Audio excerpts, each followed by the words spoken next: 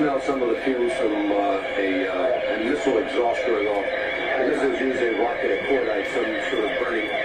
We just heard a little thump just then. But I have to apologize for that. I thought it lifted something and felt momentarily dizzy. You're more experienced. Now remember, that's only a small portion of hours of raw CNN feed.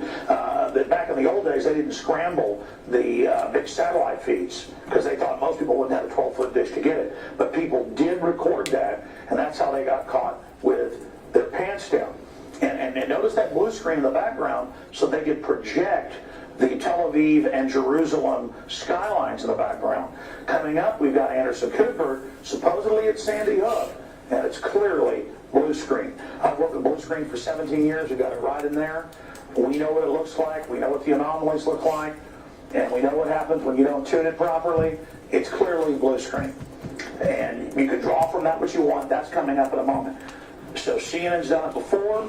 I have mainstream news articles here out of the Washington Post, out of WorldNet Daily, where CNN had to admit that they had Army psychological warfare inside of their system, basically crafting the news. And then, of course, we have things like Operation Northwoods, where in 1961 the Joint Chiefs came to Kennedy with Lemnitzer's plan and said, we want to stage shootings around America in crowded public places like movie theaters and things, and on the street to blame the Soviets as a pretext for war with Cuba.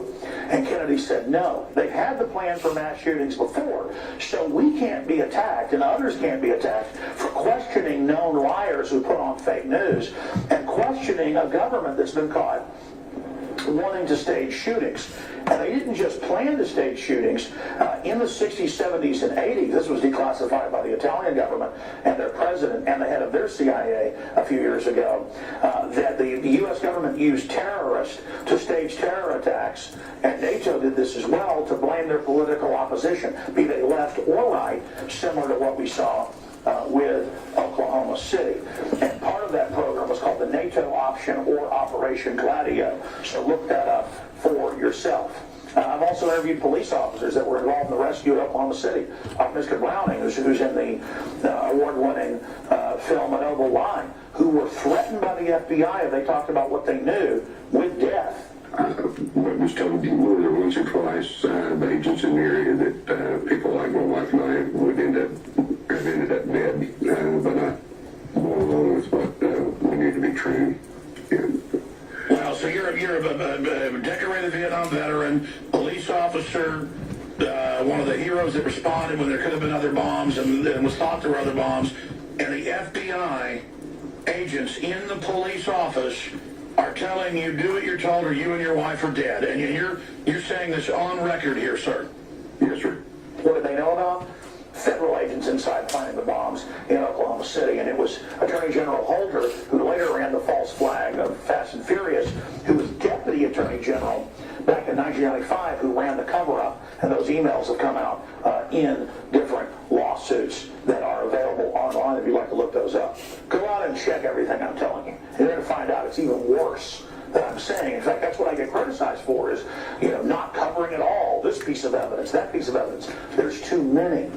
I clearly believe from the evidence children were really killed in Sandy Hook, and it's a real tragedy. But the fact that they're having people script things and that answers are being scripted is incontrovertible. We're going to get to some of that evidence right now.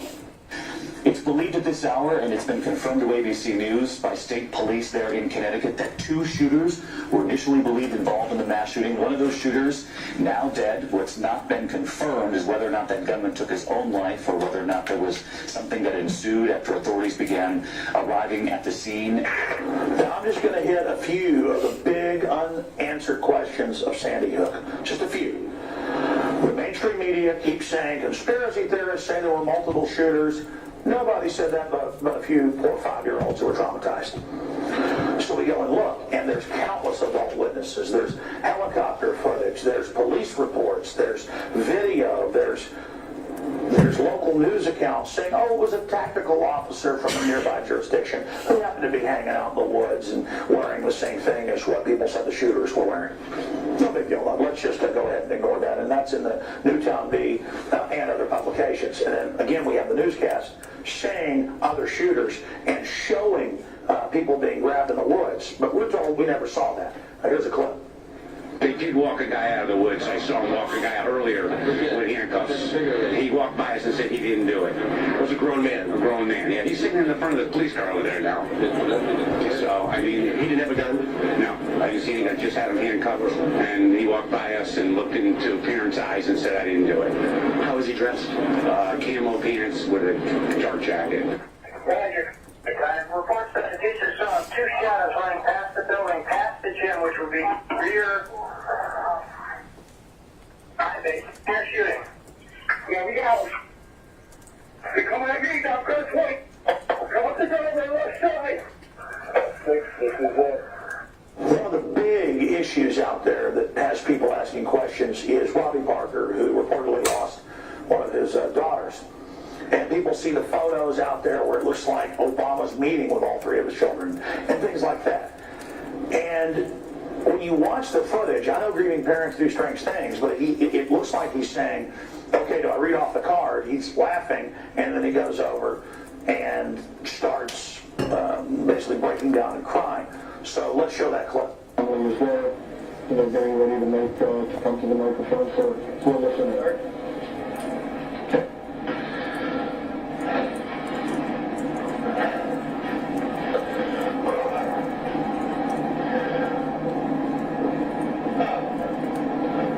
Robbie Parker.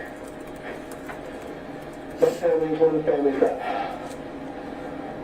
lost a child yesterday in the framing of an elementary school shooting here in Connecticut. I haven't touched this. Okay, all I know is they're seizing on it. They staged Fast and Furious. They had a Gunners of America. I said on my own show, Larry Pratt, that they staged Fast and Furious. They killed thousands, our government, to win the Second Amendment. They stage anything. What is your take right now on this situation?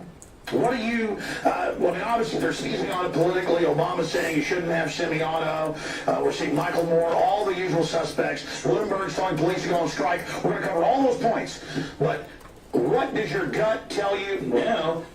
We have to admit that maybe this is something that our government is capable of, because this is only 12 people murdered. They were good for 400 in Fast and Furious. All I know is overall gun crime's going down, so I'm just defending the Second Amendment. But people are pointing this out. I didn't cover it until last week. They had the Lone Star College gang-related shooting where 3 people were shot, thank God not killed. And CNN kept saying, we're not going to show you live feeds because of what you might see. We're going to show that in a moment. And I was watching the local KHOU and getting to see what people were actually saying. And so that's a big deal in news when they start deciding not to show you helicopter footage because of what you might see. Another school shooting. These are aerial pictures here in Harris County, Texas, as we have been watching the better part of this last hour. North Harris campus is on lockdown. This is an active situation. We are not showing you live pictures because of what we may possibly see. As a result, we are showing you delayed tape pictures as police, SWAT, FBI now. This is the same CNN that staged scud attacks that their people were supposedly under with a blue screen. Now, ladies and gentlemen, the finale. I saw this footage where Anderson Cooper turns.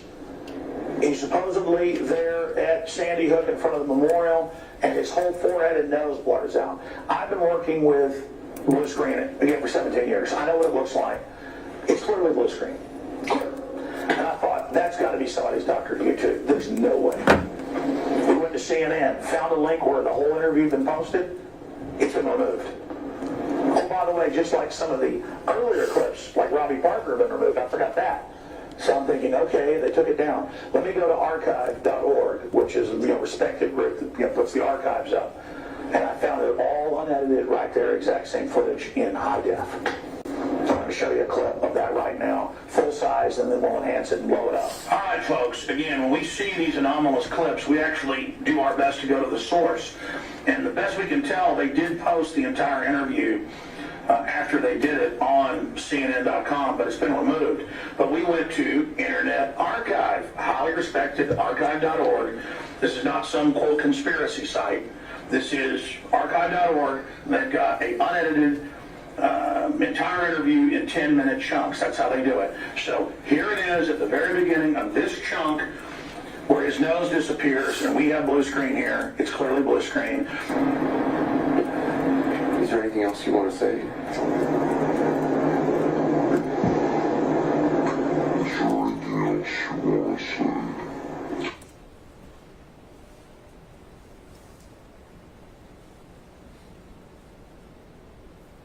And Anderson Cooper has got some explaining to do, because I know blue screen when I see it. I believe children died at Sandy Hook, and there are a lot of parents going through serious grief, so that can account for some of the strange behavior. Nothing can account for what happens to his nose. And this is CNN, admittedly run by the Pentagon and PSYOPs, Washington Post, WorldNet Daily. This needs to be investigated. They're clearly using this to go after our guns. The government knows overall violent crime's down 49% in the last 20 years. They know more guns means less crime. So they're clearly being opportunistic. That's undoubted. Something, though, is really starting to get suspicious here. I mean, I'm sick of it always being a conspiracy.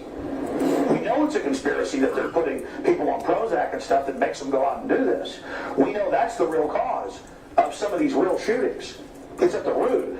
But the fact that this whole thing can be staged, it's just mind-blowing. Tell us what you think. Great job, all the people out there, the crowdsourcing that are researching all these clips. No wonder CNN won't put out a live feed anymore. I mean, they are panicked because they know you're watching and I'm watching.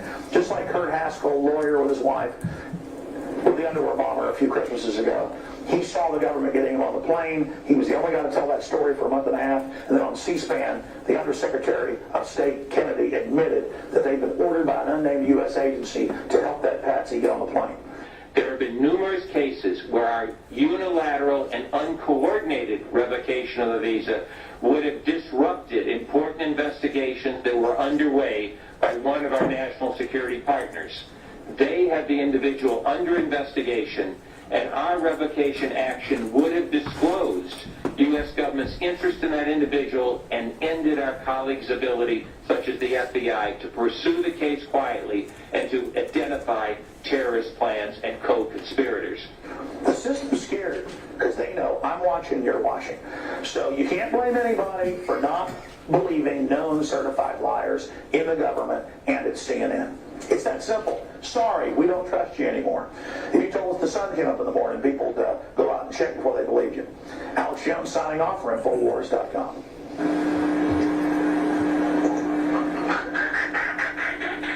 Boy, did I almost look stupid. Charles Jacob, CNN, reporting live from Saudi Arabia.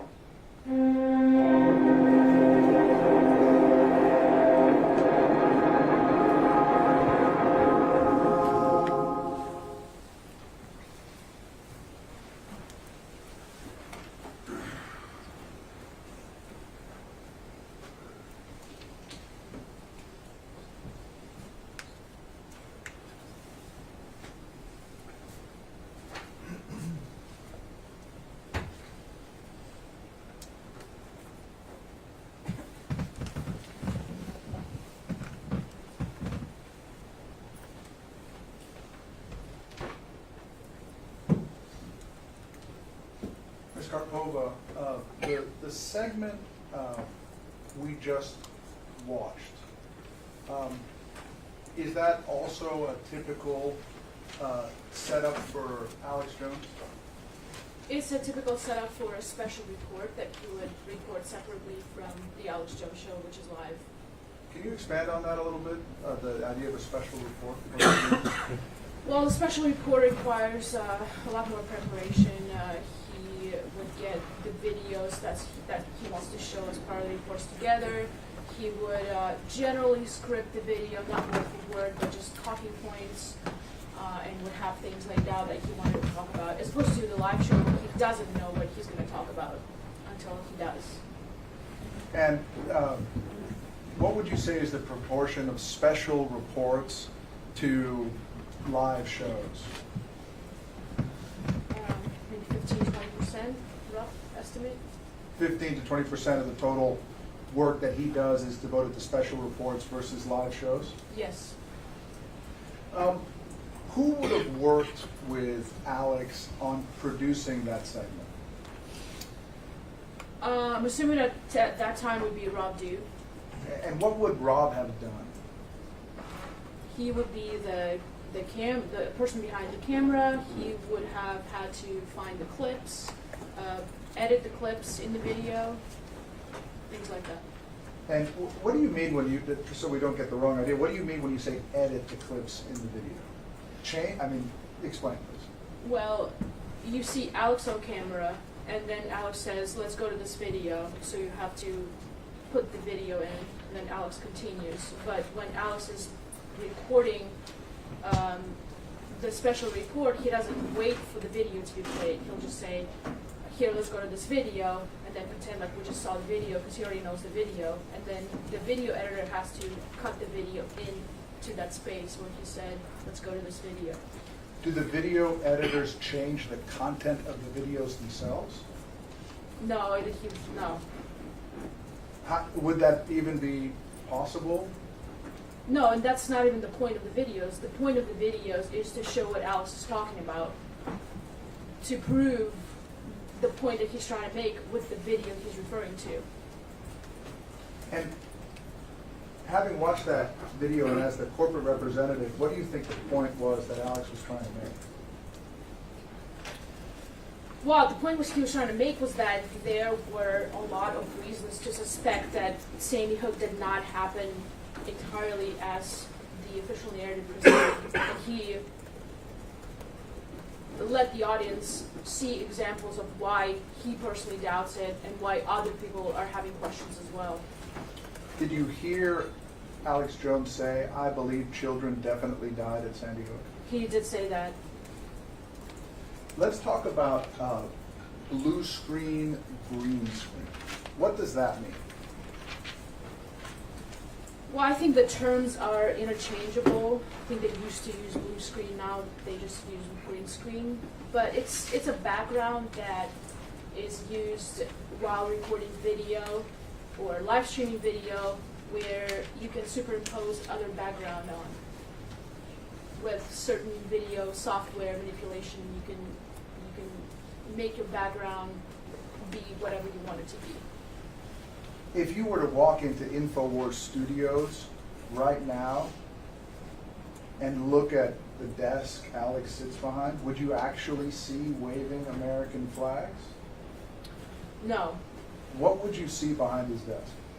Well, we don't have blue or green screen, but we have TV monitors, several TV monitors that make up the larger screen, and images are just projected on those monitors from another software in the computer. It's in the control room. So as opposed to green screen, which would function how? Your Honor, objection, she's not an expert witness on this. Rule 702. I'm sorry, what did you say? I said Rule 702. She's offered technical expert testimony. Yeah.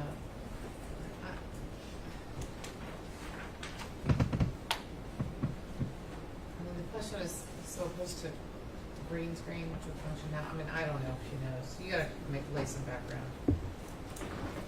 I'll move on here. All right. As the corporate representative for InfoWars,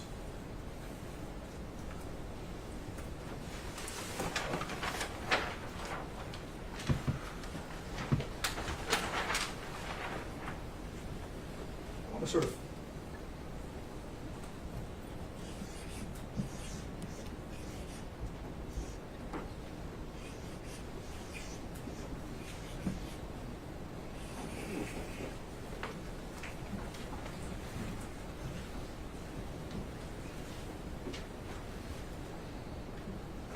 during this period that we've been watching videos from,